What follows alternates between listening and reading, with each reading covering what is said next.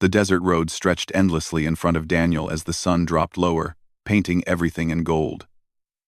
He had been driving for hours with nothing but open land on all sides. There were no houses, no shops, not even a gas station for miles. The soft hum of his engine kept him company as he glanced at the sky, hoping he would reach the next town before dark. That was when he saw her standing alone near the edge of the dusty road, her hand raised weakly toward the oncoming car. At first, Daniel thought he might be imagining things. The heat sometimes played tricks on the eyes, but as he slowed down, the shape became clearer. A woman stood there, slightly bent, one hand gripping her leg like she was trying to hold herself steady. Her long dark hair was messy from the wind, and her clothes were covered in a thin layer of sand. She looked tired, as if she had been walking for a very long time. Daniel pulled over and rolled down the window. Before he could ask anything, the woman spoke, her voice calm but strained. She said something had bitten her leg, possibly a snake, and she needed help before the pain got worse. The words made Daniel jump out of the car without thinking twice. He wasn't an expert on desert animals, but he had watched enough nature shows to know a snake bite could be serious. He told her gently to sit on a flat rock nearby while he checked her leg. When she lifted her pants slightly so he could look, Daniel expected swelling or at least a small wound, but he found nothing. Her skin was warm, maybe from the sun, and a little dusty, but there was no mark that looked like a bite. He stared for a few seconds, wondering if he was missing something. She kept her face steady, but her eyes held something else. It wasn't fear exactly. It was more like she was waiting to see what he would do. He didn't question her. Maybe she had felt something strike her. Maybe the pain came before any visible mark. Or maybe she was simply scared and unsure. He didn't want to add to her worry. Instead, he handed her a bottle of water and told her to drink slowly. She took it with both hands, holding the bottle carefully like she wasn't used to strangers being gentle. Daniel tried to get phone signal but found nothing. The nearest town was still miles away, and night would fall soon. So he told her he would drive her to a small clinic he had seen earlier on the map. The woman didn't speak for a moment. She just watched him with an expression he couldn't understand, like every move he made meant something important. Finally, she nodded. When he asked her name, she said it softly. Alashani. It fit her beautiful, strong, quiet. She said she was from an Apache community deeper inside the desert, a place where people still lived with old traditions. She explained that she had been out collecting herbs when she felt something hit her leg, though she didn't call it a snake this time. Daniel noticed the change but decided not to comment. The desert was full of mystery. Maybe she didn't want to share everything with a stranger. He offered to help her to the car. She allowed him to lift her gently, and he felt how light she was, almost like she had been walking for hours without proper rest. He placed her in the passenger seat and adjusted the seatbelt for her comfort. She didn't protest or look uncomfortable. Instead, she watched him again with the same quiet study, as though she was measuring the kind of person he was just by the way he handled small moments. As he began driving, the desert around them slowly darkened, turning orange, then red, then purple. The silence in the car wasn't awkward, but it made Daniel more aware of her presence. He kept checking to make sure she was okay, asking if she felt dizzy or wanted air from the window. She gave small answers. Yes. A little. I'm fine. But each time she spoke, her voice sounded softer, almost thoughtful. Then she asked him a question he didn't expect. She wanted to know why he stopped for her at all. Her tone wasn't suspicious. It was curious, almost gentle. Daniel gave a small laugh and told her that anyone would stop if they saw a person in trouble on a lonely desert road. She looked at him longer this time, her dark eyes studying his face with deeper intensity. She asked another question. Didn't he worry she might be lying? Daniel shrugged. He said maybe she was, maybe she wasn't. But either way, she looked like someone who needed help. And that was enough reason for him. She didn't smile, but her eyes softened, and something in her expression changed as if his answer had touched a part of her that had been hidden. For the next stretch of the drive, she remained quiet, and Daniel thought she might be trying to rest. But then she spoke again, saying something that made him grip the steering wheel a little tighter. She told him that not every man would stop for a woman like her. Not every outsider showed kindness to people from her community. She said it gently, but the meaning behind the words was clear. She wasn't only talking about the desert, but history, experiences, and wounds she didn't describe. Daniel replied with the only thing that felt right. He said kindness didn't need explanations or conditions. People should help because it was the human thing to do. Alishani turned her head to look directly at him. For a moment he thought she might say something important, but she remained quiet, absorbing his words like they meant more to her than he intended.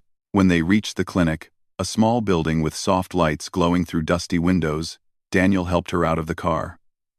She walked on her own now. Not perfectly steady, but better than before. Before entering, she turned back to him and placed her hand lightly on the car door.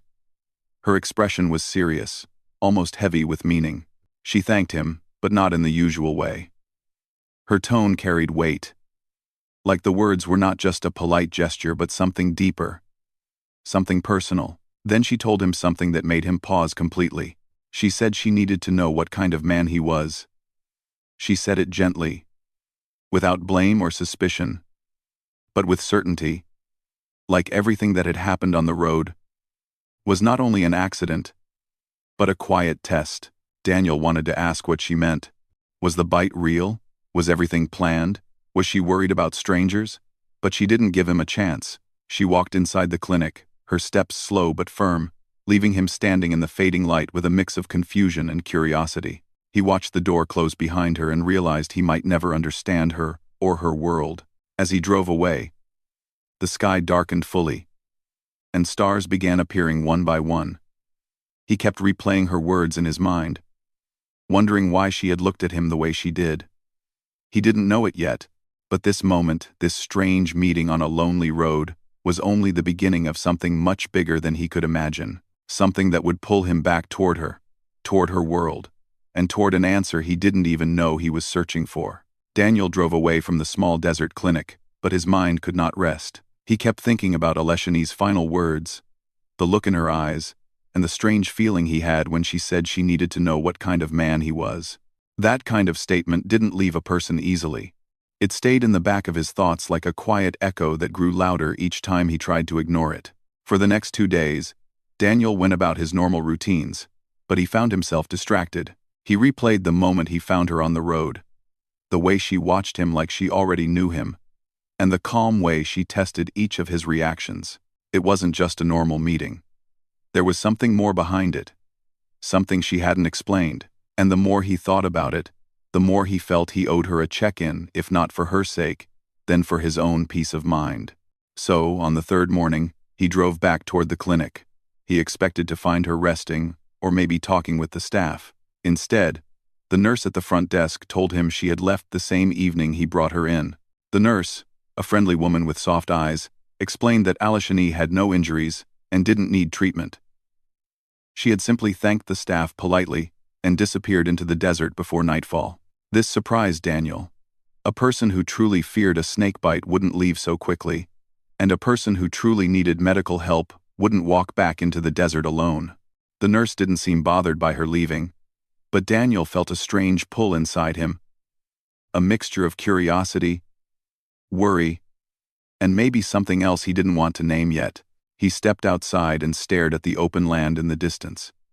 He felt like a piece of the story was missing, and he didn't want to leave it unfinished. He went back to his car and drove the long stretch of road where he had first found her.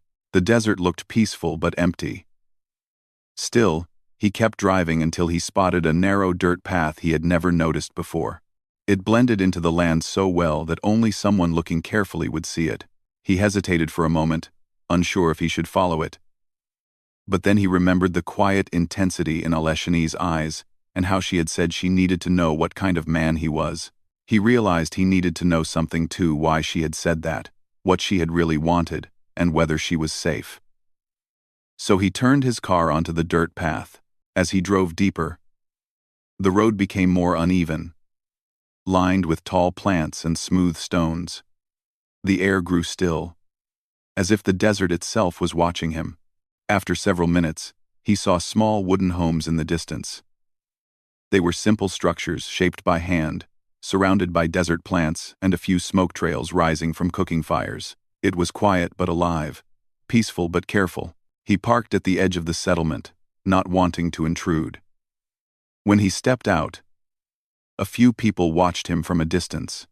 Their expressions weren't angry or frightened, just cautious, like they were used to understanding outsiders before speaking to them.